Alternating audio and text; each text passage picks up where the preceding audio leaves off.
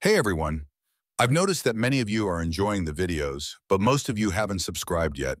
We're super close to hitting 1,000 subscribers, and your support could help us reach that milestone. If you're enjoying the content, please hit that subscribe button and give this video a like. It really makes a huge difference and helps us keep creating more awesome content. Thank you so much for watching and supporting. The eggs sizzle in the pan, the quiet hiss filling the empty kitchen. I stand over the stove, watching as they bubble and pop, the spatula heavy in my hand. The morning light filters through the blinds, but the warmth doesn't touch me. Liz is in the living room, phone in hand, as usual. She hasn't glanced up once since I came downstairs. It's strange, the silence. There's no real argument between us. No shouting matches, no slammed doors, just space. The kind of space that builds over time until it feels like there's a canyon between us, wide and impassable. 17 years together, and yet somehow we're strangers now. I still love her. I think I do, at least. But it's hard to be sure. What's love supposed to feel like after all this time? Is this normal? The quiet distance, the awkward pauses, the cold bed? "Did you say something?" she asks, her voice distant, not even looking up from her phone. I hadn't. But the fact that she even thought I did makes something tighten in my chest. "No," I answer too quickly. She shrugs and returns to her scrolling, her fingers moving in that absent-minded way that suggests she's barely engaged. Probably another endless thread with her friends. Another mindless group chat. There's been a lot more of those lately. Her phone is practically glued to her hand these days. I turn back to the stove, the eggs now crisp at the edges. I should say something. I should ask her what's going on, why things feel so different. But the words sit heavy in my throat. We've been through rough patches before. Hell, after 17 years, who hasn't? But this feels like more than that.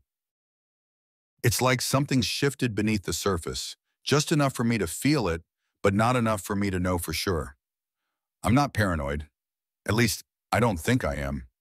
But the late-night phone calls, the impromptu girls' nights that weren't a part of her routine until recently, something's off. I tell myself it's just stress. We're both in our 40s now, dealing with midlife crises, questioning our choices, wondering if this is all there is. It's normal, right? "Breakfast ready," I say, forcing a smile as I slide the eggs onto plates. Liz finally looks up, her eyes glazed as though she's just pulled herself out of another world. "Thanks," she murmurs, walking over to the table, barely acknowledging the effort. She taps at her phone again, her thumb flying across the screen. She doesn't say a word as she picks up her fork, absently stabbing at the food. I watch her as I sit down, my own plate untouched. She's here, right in front of me, but at the same time, she's not. Not really. It's like I'm watching a performance of Liz, some cheap imitation of the woman I married. My eyes drift to the faint smile tugging at the corners of her lips as she reads whatever is on her screen. Whoever is on her screen. That smile. When's the last time she smiled like that at me? "Who's so funny?" I ask, trying to keep my tone casual, though the bitterness leaks through. She glances up quickly, a flicker of something, guilt maybe, flashing across her face before she covers it up with a laugh. "Oh, just Emma. You know how she is." Emma. Right, of course, her best friend, except it wasn't Emma she was texting. I could tell by the way she rushed the answer, the forced levity in her voice. Something sharp twists in my gut, but I push it down, like I always do. There's no point in picking a fight over nothing.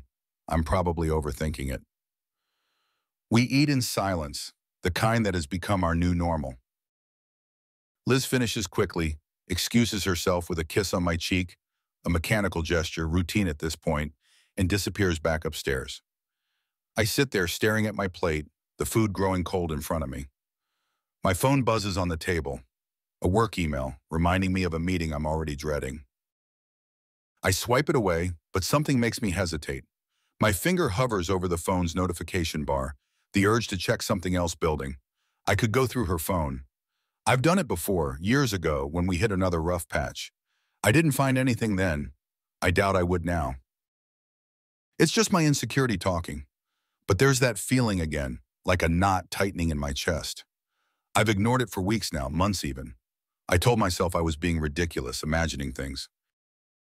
But no matter how much I push it aside, it creeps back in, like a splinter under the skin, small but deep. I don't go through her phone. Not yet.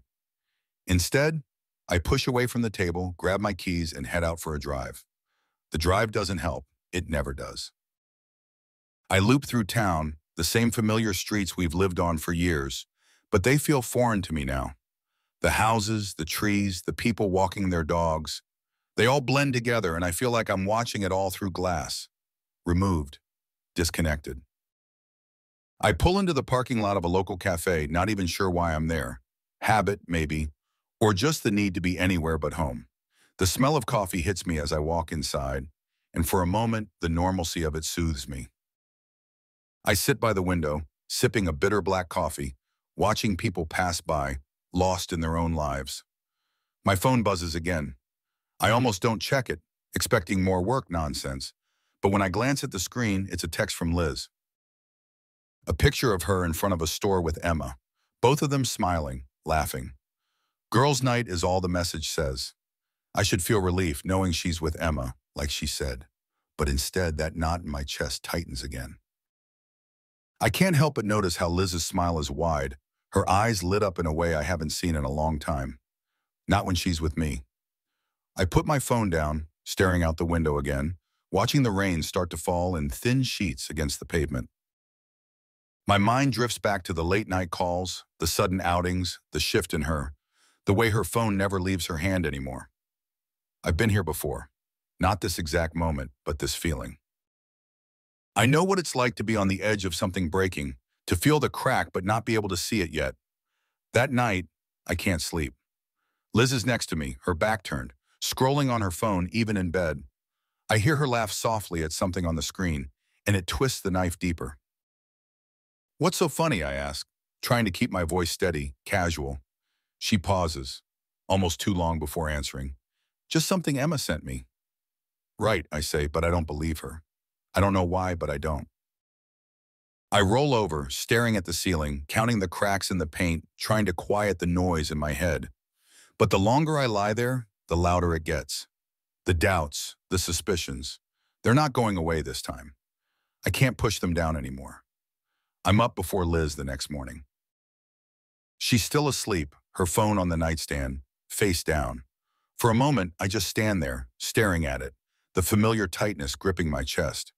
I don't want to be the kind of person who snoops, who invades her privacy.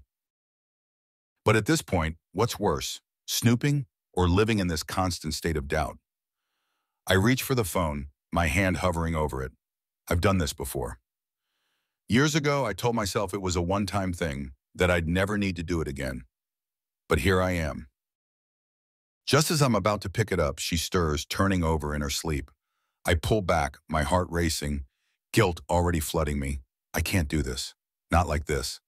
I walk out of the room, down to the kitchen, trying to shake the feeling that I've crossed some invisible line. But as I sit there, the doubt gnaws at me. This isn't paranoia. This is instinct. Something is wrong, and if I don't find out what, it'll eat me alive. Another day, another sleepless night. The pattern repeats day after day. The space between us grows wider, the silence thicker, until it feels like we're just going through the motions. Liz disappears into her phone, into her new routine of late nights and unexplained outings.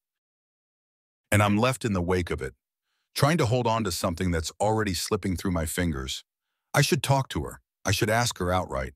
But every time I try, the words choke in my throat. What if I'm wrong? What if it's just my insecurity, my paranoia? What if it's nothing? But I can't shake that feeling, the quiet dissonance that has settled into our home, into our lives. And it's getting louder, pushing harder, demanding to be heard. Something is wrong. And I need to know what it is. I'm sitting at the table the next morning drinking my coffee when Liz walks in. She's already dressed, her phone in hand, her smile too bright, too forced. I'm meeting Emma again tonight, she says, too casually. We're planning something special for the weekend. I nod, not trusting myself to speak. She leans down, kissing me on the cheek before heading out the door. I watch her leave, the sound of her car pulling away fading into the distance. I pick up my phone and open the browser. It's time to stop pretending. Time to find out what's really going on. Liz's car is gone. I'm sitting at the kitchen table staring at my phone, my hand hovering over the browser. I've had enough of the paranoia, enough of the guessing. It's time to face whatever I've been ignoring for weeks, maybe months. Time to know. But first, I wait. I wait until I'm sure she's out of the house, and her absence settles like a strange calm over me. The tightness in my chest loosens just a little. I walk upstairs, step by step, deliberate. Each creak of the old floorboards feels louder, too loud, but it doesn't matter. She's gone. I find her phone on the nightstand exactly where she always leaves it, face down like some dark secret. I stand there for a moment, just looking at it, my heart thudding in my chest. This is it, the last moment of ignorance, of pretending everything's fine. I know what I'm about to do is going to change everything. I pick it up and my fingers move faster than I expected. She used to leave it unlocked, and I always told myself I trusted her enough never to check. But somewhere along the way, she started setting a passcode. Now I know why. I pull out my laptop, setting her phone down on the desk. I've done this before. Years of tech work taught me all kinds of ways around passcodes and locked screens. This is nothing new. But today, it feels different. As I type, I think about how Liz laughed when she first suggested an open marriage a few months ago. I hadn't taken her seriously at the time, just thought it was one of those midlife crisis jokes people make when they realize they've been with the same person for nearly 2 decades. I even laughed along with her, brushing it off. Then she kept bringing it up, joking at first. Then a little more seriously. Then the late nights started, the text messages she was always hiding. That was when the dread really settled in. The screen unlocks. Her messages flash in front of me. The first name I see, the one that stands out immediately, is Jay. It's pinned to the top of her conversations, the most recent one. Of course it is. I open the thread, my pulse pounding. At first, it's just normal conversation, work talk, inside jokes about coworkers. My stomach churns as I scroll further. I don't want to keep going, but I can't stop.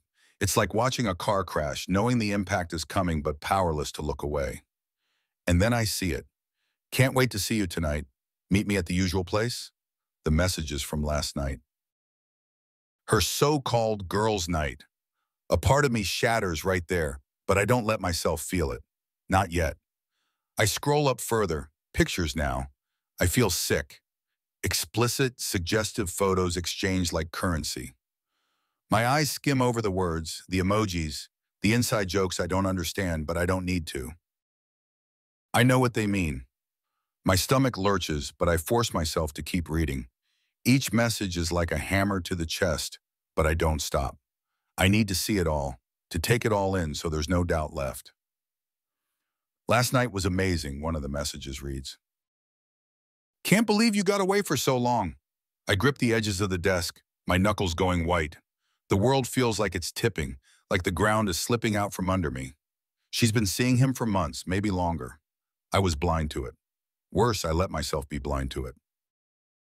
I put her phone down and sit back, staring at the wall, feeling the weight of 17 years pressed down on me. All the little moments, the memories, the plans we made, they feel hollow now, like they never really existed. She was with him, emotionally, physically, while I was right here, just a fixture in her life. I should be angry. Maybe I am, but right now, it feels more like emptiness. Like something's been hollowed out inside of me, leaving this cold, echoing space where everything used to be. The kind of emptiness that doesn't get filled again. That night, I don't say a word to her.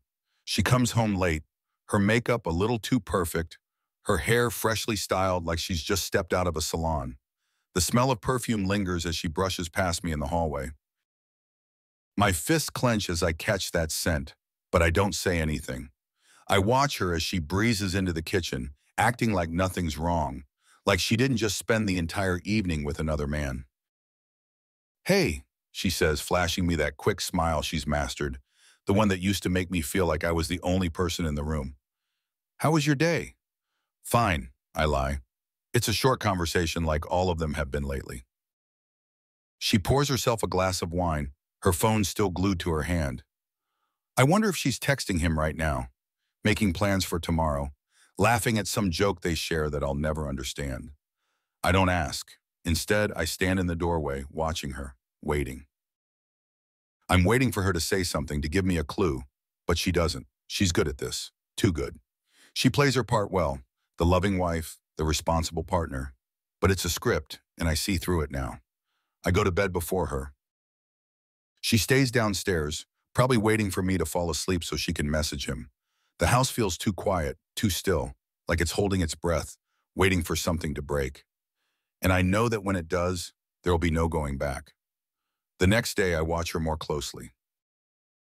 She's upbeat, lighter, humming to herself as she gets ready to head out for another girls' day. But I see through it now. I see everything. The way her smile falters when I ask her if she'll be home late. The way her eyes flicker toward her phone when she thinks I'm not looking. She doesn't know that I know. Not yet. But I will, soon. By the time she leaves, I'm already thinking about what comes next. The steps I'll need to take. The things I'll need to do. I'm not going to confront her, not now. That would be too easy, too predictable. I want something more than that.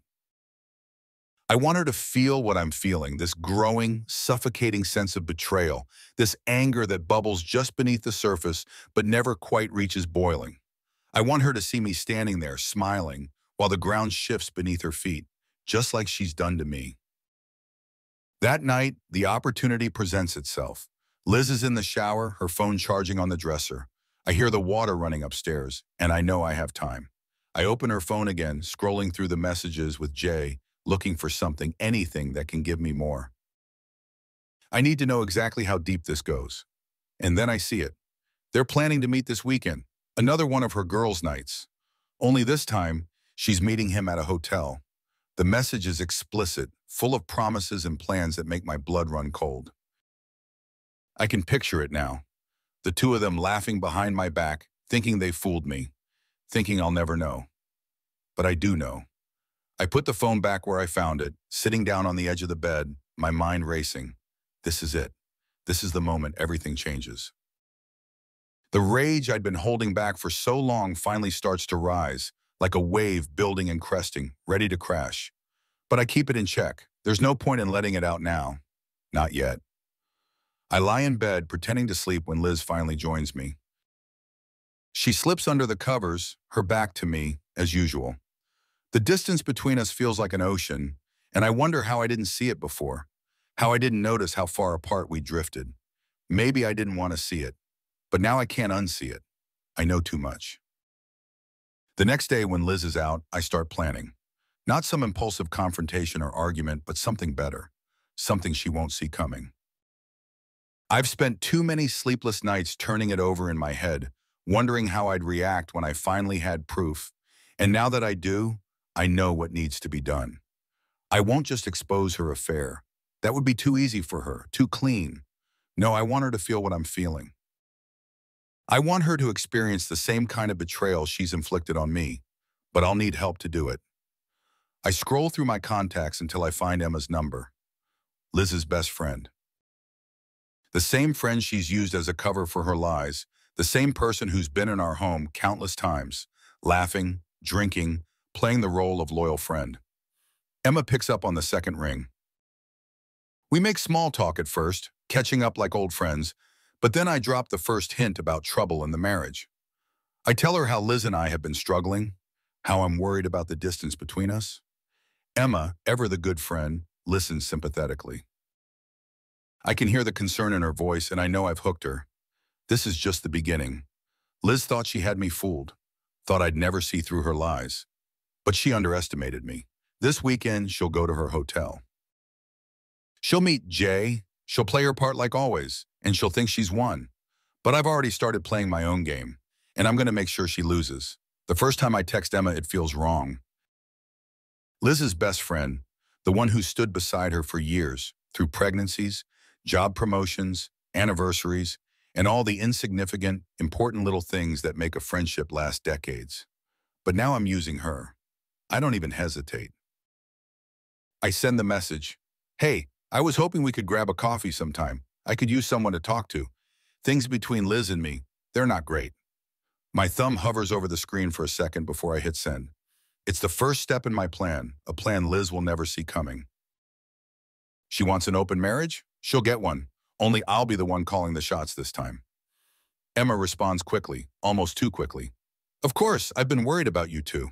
How about tomorrow afternoon? I can already see the trajectory of this.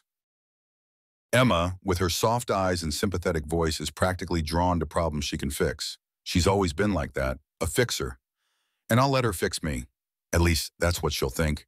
In reality, I'll be setting her up, twisting her into a weapon without her even realizing. The next day, we meet at a cafe downtown. I arrive early, sitting by the window, watching the people pass by, their faces blurred behind the rain-speckled glass. The day is gray, fitting for the storm that's been building inside me for weeks.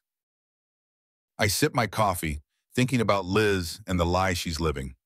The thought twists in my gut like a rusted knife, but I keep my face impassive when Emma arrives, shaking off her umbrella. Hey you, she says, sliding into the chair across from me. You look tired. Yeah, I haven't been sleeping well, I admit. It's not a lie. Her face softens, concern clear in her eyes. What's going on with you and Liz? She hasn't said much to me lately, but I can tell something's off. Perfect. I shake my head, looking down at my coffee, playing the part of the weary, concerned husband. I don't know, Emma. I feel like we're drifting apart, and I don't know how to stop it. She's always distracted, always on her phone. I'm worried. Emma listens intently, nodding in all the right places, her hand resting on mine across the table. I catch the slight furrow of her brow, the tiny tilt of her head, like she's trying to piece together what's really going on between us. But she doesn't know the half of it. Not yet. We've been together for so long, I continue, my voice low. I just don't want to lose her, you know? Emma squeezes my hand, her face earnest. You won't. You two have been through too much. Whatever it is, you'll work through it. Liz loves you. You're her rock. I swallow the bitter taste in my mouth. Liz loves me. The words feel like a joke, like a cruel punchline to a setup I didn't realize I was part of. But I don't let that show. I give Emma a grateful smile instead, letting her believe she's comforting me, when really, she's the one being pulled deeper into my game. The days pass in a blur, each one moving me closer to my goal. I start meeting Emma more frequently. At first, it's just coffee, but soon it's drinks after work, dinners at quiet restaurants where we sit too close, our conversations growing more intimate, more personal. I talk about Liz, about our marriage, about the cracks forming between us. Emma listens, always sympathetic, always offering advice that I pretend to take to heart. But beneath the surface, I can feel something shifting between us. There's a tension there, something unspoken, and I can see the way she looks at me sometimes, like she's seeing me for the first time, like she's imagining what it would be like if things were different. It doesn't take long for Liz to notice. She sees the way Emma and I are together, the laughter we share, the subtle touches on the arm that linger just a second too long. At first, Liz brushes it off, telling herself she's being paranoid, that there's no way I'd ever cross that line with her best friend. But as the days go on, I can see her start to question it more. She watches us, her eyes narrowed when she thinks I'm not looking. Good. I want her to feel the doubt, the jealousy, the same gnawing uncertainty she's planted in me with every secret text, every late night out. Then one evening, while we're sitting in the living room, Liz drops a bombshell. I've been thinking, she says, her voice casual but tight. Maybe we should open up our marriage. I almost laugh out loud at how perfectly she's playing into my hands. This is exactly what I've been waiting for, the moment I knew would come. She thinks this will give her the freedom to keep seeing Jay without guilt, but what she doesn't realize is that she's handing me the perfect weapon to destroy her. I look up at her, keeping my expression neutral. Open our marriage? What do you mean? She shrugs like it's no big deal, like she hasn't spent weeks rehearsing this conversation in her head. You know, maybe it's time to explore other people. We've been together for so long and I think it could be healthy. Just try something new. For both of us. There it is, the justification she's been building in her head to excuse her affair. I can almost hear her thinking, convincing herself this is for us, that she's doing it to strengthen our marriage. I lean back in my chair, pretending to consider it, playing my part. You really think that would help? I mean, I don't know. It's just an idea, she says quickly, sensing my hesitation. No pressure. I just think it could take some of the strain off. Maybe we'd be happier. I stare at her, letting the silence stretch between us. She's nervous now, waiting for my response. I can see the anxiety in her eyes, the way her fingers twist together in her lap. Finally, I nod. Yeah, maybe you're right. Maybe it would be good for us. The relief on her face is immediate, her shoulders relaxing as she smiles. Really? You're okay with it? Yeah, I say, keeping my voice calm. If that's what you want, I'm willing to give it a try. She smiles, that fake smile she's been wearing more and more lately, the one that doesn't quite reach her eyes. And in that moment, I know I've won. She thinks she's in control now, that she can have her cake and eat it too. But what she doesn't know is that I've already started the game, and I'm about to turn the tables. The next few weeks are a blur of carefully calculated moves. Liz believes she's free now, free to see Jay without hiding, without guilt. And for a while, she does just that, slipping away to meet him at their usual spots, thinking I'm none the wiser. But I've been busy too.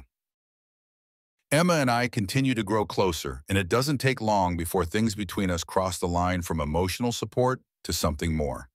It's subtle at first, small touches, lingering glances. But one night, after too many drinks, we end up at her apartment, and things escalate. The kiss is slow, deliberate, and neither of us pulls away. I know what I'm doing, and so does she. But Emma doesn't see the bigger picture. She thinks this is real. She thinks I'm falling for her. I let her believe it. Liz, on the other hand, is starting to sense that something's off. She notices the late nights, the sudden distance between us. She asks me where I've been, who I'm seeing, and I give her vague answers, enough to satisfy her curiosity, but not enough to reveal anything. I'm playing the role of the distracted husband, just as she's played the role of the distant wife. But then, one night, she finally snaps. She comes home late, as usual, her hair disheveled, the smell of perfume and sweat clinging to her skin. I'm sitting on the couch, pretending to watch TV, but I've been waiting for her, knowing this moment is coming. Who is she? Liz blurts out, her voice sharp, accusing. I look up at her, feigning confusion. What are you talking about? Don't play dumb, Mark, she snaps. I know you've been seeing someone. Is it Emma? Is that why you two are suddenly so close? There's the jealousy I've been waiting for. I can see it in her eyes, the fear that she's losing control. The tables have turned, and she's no longer the one in charge. I stand up slowly, crossing the room until I'm standing right in front of her. You wanted an open marriage, didn't you? You thought it would fix things. Well, I've been seeing Emma, and she's a lot more interested in me than you've been lately. The look on Liz's face is priceless. Shock, anger, hurt. It all flashes across her features in quick succession, and for the first time in months, I feel like I've finally regained the upper hand. You bastard, she whispers, her voice trembling. I smile coldly. You wanted this, Liz. You thought you could control everything, keep your little affair going without consequences. But guess what? You're not the only one who can play this game. She stares at me, speechless, and I can see the cracks forming, the foundation of her carefully constructed lie starting to crumble. This is just the beginning. Now it's her turn to lose everything. Liz's breakdown begins subtly, with a change in the way she looks at me. She watches me more closely now, her eyes tracing my every move. What used to be casual indifference has become something else, something anxious, panicked. She notices the shift in my schedule, the way I come home late, smelling faintly of Emma's perfume. It's there in the questions she doesn't ask but wants to, in the way she lingers at the door when I'm on my phone, waiting for a crack in the silence. She's losing control, and she knows it. The open marriage was supposed to be her safety net, her way of keeping Jay and me in separate compartments without losing either. But now that I've flipped the script, started seeing someone she actually knows, someone who's a real threat, it's no longer fun for her. The thrill of her affair with Jay is souring under the weight of Emma's presence, and she hates it. I can see it happening at a dinner party one night, the way Liz glances between Emma and me, her gaze shifting nervously every time Emma laughs at something I say. I don't even have to touch Emma. I can just lean in slightly, smile a little too long, and Liz starts fidgeting, knocking back her wine faster than usual. Emma's oblivious, completely unaware of the wreckage she's part of. She's too busy basking in the attention I'm giving her, too wrapped up in her own fantasies of where this could go. Every word I say, every subtle glance I send her way, it's all calculated to throw Liz off balance, and it's working. By the time dessert is served, Liz is a mess of forced smiles and tight laughs, her grip on her wine glass so tight I half expect it to shatter. When Emma casually brushes my hand as she reaches for the salt, I see Liz's fingers twitch, like she's about to rip the tablecloth off in a fit of jealousy. She wanted an open marriage, she got it, but now she's choking on it. A few days later, after another meeting with Emma, I return home to find Liz pacing the living room, her face pale and drawn. She's been unraveling, but tonight she looks worse, like she hasn't slept in days. "Who is she?" Liz demands the second I step through the door. I pause, pretending to be confused. "What are you talking about?" Her voice trembles, a thin edge of desperation threading through the words. "Don't play dumb, Mark. I know you've been seeing someone. Who is it? Is it Emma?" The way she spits Emma's name tells me everything. She's been holding this inside for too long, festering in her mind, gnawing at her until she couldn't stand it anymore. I cross the room slowly, enjoying the tension. "Why do you care, Liz? I thought we had an agreement." She blinks, her anger faltering for a second. "An agreement? You wanted this," I remind her, my voice low. "You're the one who wanted to open up the marriage. Now that I'm doing the same, you're upset?" Her face crumples. "I didn't mean for it to be like this. Not with Emma." Ah, there it is. The jealousy, the realization that I've taken something from her she never thought I could. I smile, cold and satisfied. "You didn't expect me to actually play by your rules, did you?" I thought." Her voice cracks, and for a second, I almost feel sorry for her. Almost. "You thought you could keep your affair going without consequences," I say, stepping closer until I'm standing right in front of her. "But now you've lost control. You've lost me." The shock on her face is beautiful in its devastation. She never expected this, never thought I could turn the tables on her so completely. She thought she could juggle me and Jay without losing either. But now, she's starting to understand that I'm not just stepping out on her, I'm replacing her. "You're seeing Emma?" she whispers, the words like broken glass. "I've been seeing Emma," I correct her, "for weeks now." The betrayal in her eyes is deep, almost raw, but I don't flinch. I want her to feel every second of this, to understand the depth of what I'm doing. This isn't just about Emma. It's about showing Liz that she doesn't get to dictate the terms anymore. "I've filed for divorce," I add, watching the words hit her like a punch. "I'm done with you, Liz. Done with this." She stands there, her mouth opening and closing like a fish gasping for air, unable to comprehend the shift. "You... what?" "I've already spoken to my lawyer," I continue, my voice calm, controlled. "It's over, Liz. You can keep seeing Jay or whoever the hell you want. I don't care. But we're done." The silence that follows is suffocating. Liz stares at me, her face a pale mask of disbelief. She's lost. Completely. And for the first time since this whole mess began, I feel like I'm in control again. She doesn't even try to argue. There's nothing left to say. In the weeks that follow, I watch as Liz spirals. Her affair with Jay falls apart faster than I expected. It turns out he wasn't interested in a relationship, just the thrill of sneaking around. Now that Liz is exposed, vulnerable, he pulls away, leaving her more isolated than ever. I continue seeing Emma, not because I care about her, but because it's the final nail in Liz's coffin.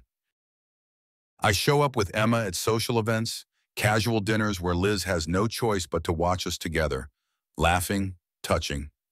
It's a twisted kind of satisfaction, watching her squirm, knowing she can't do anything about it. But it's not just about the jealousy anymore. It's the fact that Liz is unraveling completely. She tries to talk to me, to repair what's left of our marriage, but every conversation we have is filled with awkward silences and half-hearted attempts at normalcy. The power dynamic has shifted entirely, and she's flailing, grasping for something that no longer exists. Then one night, it happens. Liz shows up at my new apartment, unannounced, her eyes wild and desperate. "Mark, please," she says, standing in the hallway like a ghost. "We can fix this. We don't have to get divorced." I step aside, letting her inside, but I don't offer any comfort.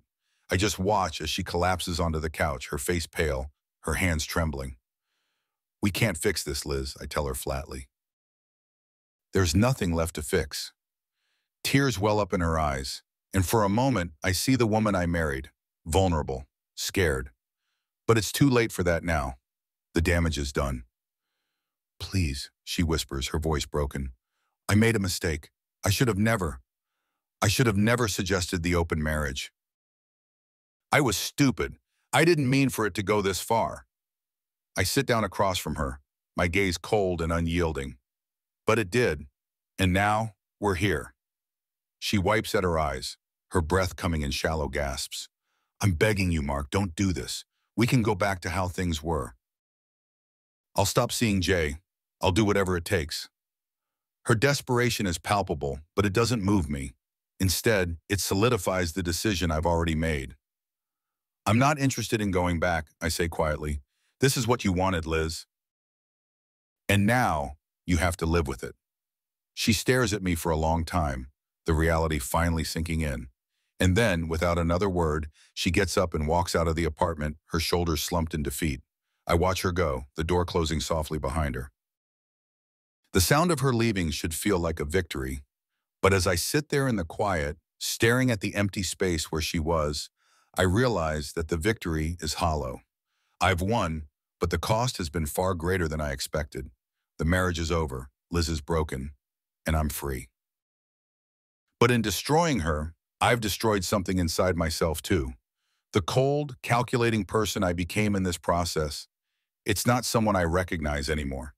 The satisfaction I thought I'd feel, the relief, it's not there. All that's left is the empty silence. I walk over to the window, staring out at the darkened street below. For the first time in weeks, I don't feel anger. I don't feel anything at all, just numbness. This was never about Emma or even about revenge, really. It was about taking back control, proving that I wasn't the weak, blind husband Liz made me out to be. But now that I have it, I wonder if it was worth it. Liz is unraveling before my eyes. The cool, composed woman who used to saunter out the door with a smirk and her phone buzzing in hand has disappeared. She's crumbling piece by piece. The divorce papers were the match, and now she's burning down. At first, she tries to play it off. Acts as though she's indifferent, pretending she doesn't care about the fact that Emma and I are still dating. She even continues seeing Jay for a while, as if flaunting her affair will somehow hurt me. But I can see the cracks in her facade. Jay is losing interest, pulling away slowly, almost out of pity. He doesn't want to deal with a woman who's no longer the thrill of a secret affair. Liz is just another burden to him now, an obligation. Every time she returns from her tryst, she's quieter, more withdrawn. The swagger she once carried is gone, replaced with a kind of nervous energy that makes me think she's barely holding herself together. The woman who demanded an open marriage is now jealous of the very thing she set in motion. Her desperation reaches its peak when she calls me in the middle of the night, again. I let it ring this time, listening to her frantic voicemail as I sip a glass of bourbon by the window. Her voice is shaking. She's pleading with me to come back, to talk, to just work this out. I almost feel something when I hear her broken sob at the end of the message. Almost. I delete the voicemail and go to bed. The next day, I get a call from her lawyer, who tells me Liz wants to contest the divorce.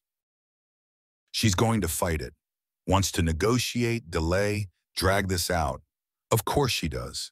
She's scrambling to hold on to something, anything that will keep her tethered to the life she destroyed. But I've already made up my mind. The power shift is complete, and I'm not going to play her game anymore.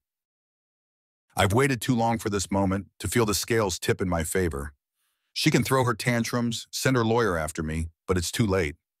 Still, her persistence is impressive. She shows up at my apartment unannounced, pounding on the door like a madwoman. It's late. Probably another failed rendezvous with Jay. When I open the door, she's standing there, disheveled, her eyes wild and desperate. "We need to talk," she demands, her voice barely controlled. I lean against the door frame, not inviting her in. "There's nothing left to say, Liz." Her hands tremble as she pushes her hair back, a small, frantic gesture that betrays just how broken she is. "This doesn't have to end like this, Mark. I made a mistake." I know that now. I can see the fear in her eyes, the panic that comes from realizing you've lost everything. She thought she could juggle me and Jay forever, thought she could control the narrative. Now she's grasping at the remnants of our life together, trying to stop the inevitable. But it's too late. "I'm not coming back, Liz," I say coldly, keeping my voice steady. "You wanted an open marriage. Well, now you're free. Enjoy it." Her face falls, the finality of my words crashing into her like a wave. She stares at me for a long moment, searching for some crack in my resolve. But she won't find one. "I don't want this anymore," she whispers. "The open marriage, Jay. None of it. I want us. I want what we had." A bitter laugh escapes my throat. "What we had, that's long gone, Liz. You killed it the moment you decided to fuck someone else." She flinches at the harshness in my tone, but it's the truth. There's no sugarcoating this anymore. I step back, beginning to close the door, but she blocks it with her hand. "Please, Mark," she begs, tears spilling down her cheeks. "I'll do anything. Just don't leave me. We can fix this." But there's no fixing what's broken beyond repair. I shake my head, pulling the door fully closed, locking her out. Her muffled sobs echo through the hallway, but I don't let them in. I can't. The next few weeks are a blur of paperwork, legal meetings, and finalizing the details of our divorce. Liz tries everything. She sends letters, calls, and even shows up at my work once, making a scene in the parking lot. My coworkers stare, and I'm forced to walk her back to her car while she's crying, pleading with me to reconsider. I say nothing, just guide her back into the driver's seat and close the door, walking away as she screams my name one last time.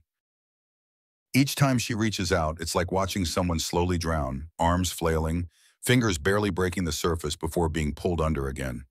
But I can't save her. I don't want to. Meanwhile, things with Emma are still going. We meet up for dinners, drinks, casual sex that's starting to feel more routine than passionate. I've won, haven't I? Liz's best friend is mine now, her jealousy a weight around her neck every time she sees us together. But here's the thing. Emma was never the goal.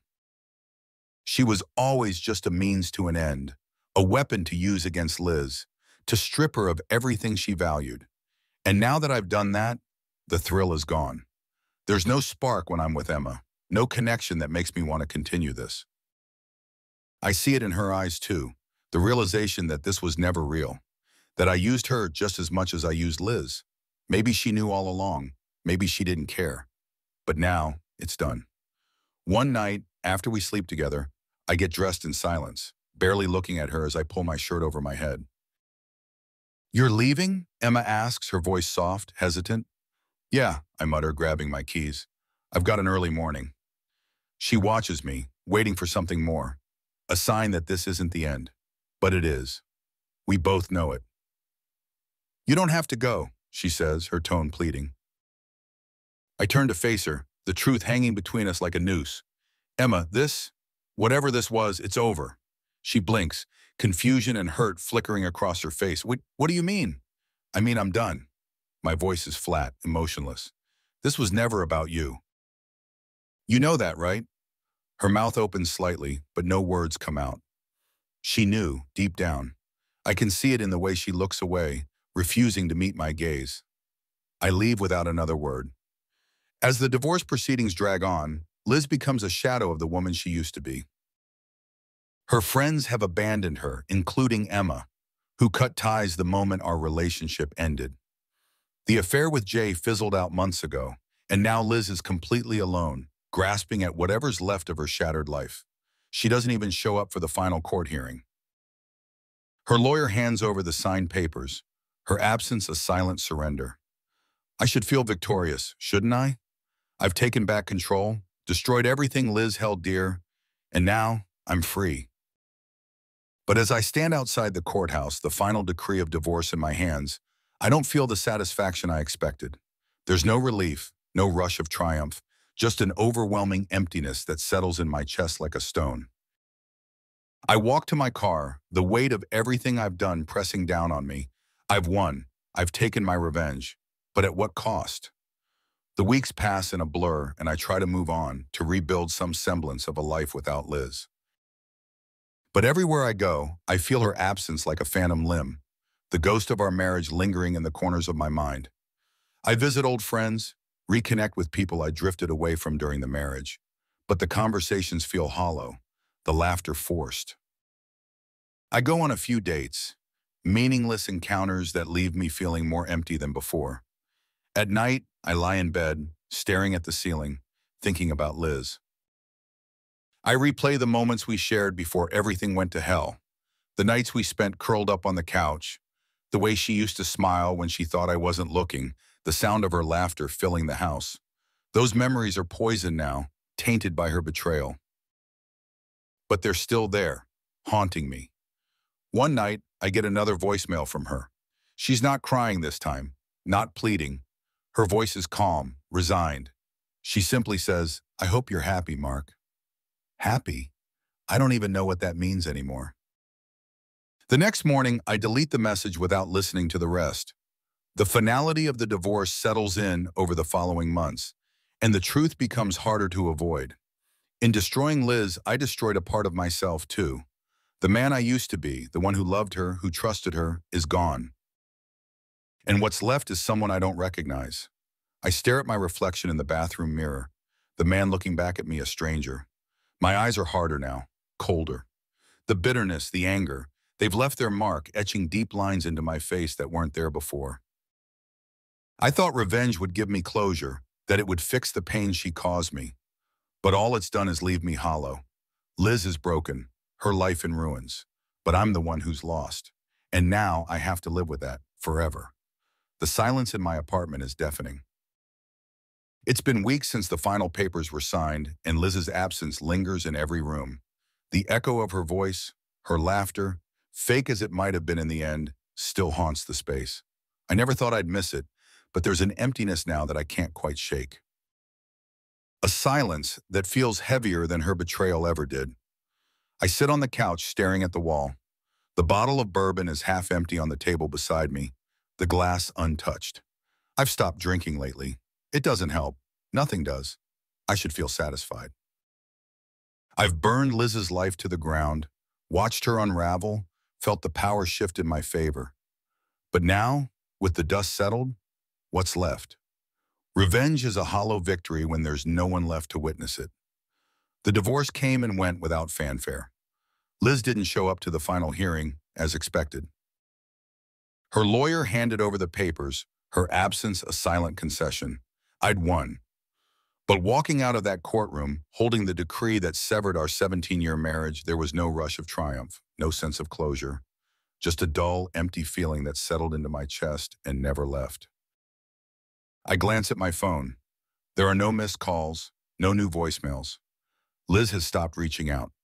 I've been waiting for that final desperate plea, expecting her to call and beg for one last chance. But the silence stretches on, and I realize that she's given up. Or maybe she's finally come to terms with the destruction we've both caused. The last message she left me plays in my head. "I hope you're happy, Mark." Am I? I stand and walk over to the window, looking out at the street below. The city is alive, bustling with people moving on with their lives, completely unaware of the slow unraveling of mine. I see couples walking together, arms linked, laughing. I used to be one of them. I had someone beside me, someone to come home to. Now, I'm just a man alone in an empty apartment, staring at shadows and remnants of a life I've torn apart. Was it worth it? I've asked myself that question 100 times.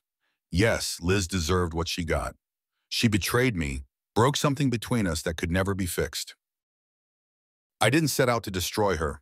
I only wanted justice. But somewhere along the way, I became something I never intended. I became as cold, as calculating, as selfish as she was.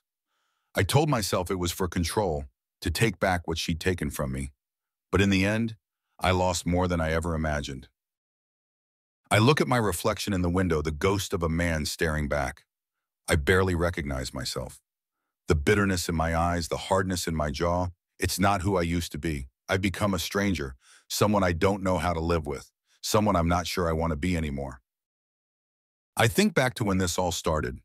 The day I found those messages on Liz's phone, the moment I realized she was sleeping with someone else. I remember the rage, the betrayal that hit me like a punch in the gut.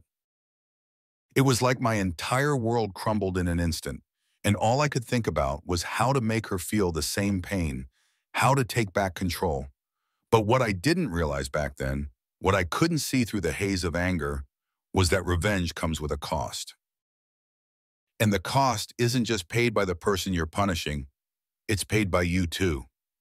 Every cruel word, every calculated move I made to tear Liz's life apart, it changed me. It turned me into someone I don't recognize, someone who's consumed by bitterness and anger, who can't find a way to let go.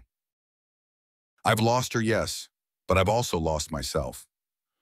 I walk away from the window, pacing the length of the room, trying to shake the suffocating feeling that settled over me. But there's no escape from it. I sit back down on the couch, staring at the empty space beside me where Liz used to sit. Even in her absence, she's still here. Her betrayal, her lies, they've burrowed into me so deeply that I don't know how to move forward without them. I should feel free. That's what I wanted, wasn't it? Freedom from the lies, from the betrayal. And I have it now. Liz is gone. Emma's gone. I've cut all ties. But this freedom, it's not what I thought it would be.